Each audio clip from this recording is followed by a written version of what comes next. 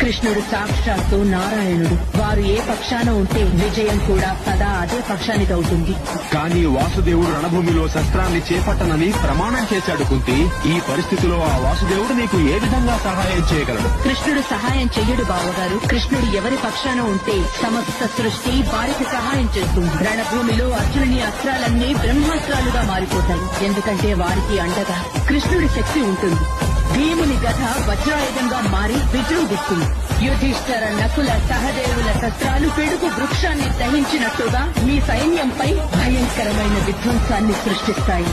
మీరు ఎప్పుడో నా నాథునికి రక్షిస్తానని వాగ్దానం చేశారు. అందుకే ఈ రోజు నేను ఈ 100 దివ్వెలను వెలిగించాను. తమరి పుత్రులకు రక్షణ కలిగించే ప్రయత్నం చేశాను. ఈ దివ్వెలు ఆరిపోవడాన్ని బట్టి మీరు అర్థం చేసుకోండి. యుద్ధంలో మీ పుత్రులు ప్రాణాలు కోల్పోతున్నారు. కృష్ణుడు తోడుగా ఉన్నాడు గనుక నా పుత్రులకు విజయం. నా పుత్రులకు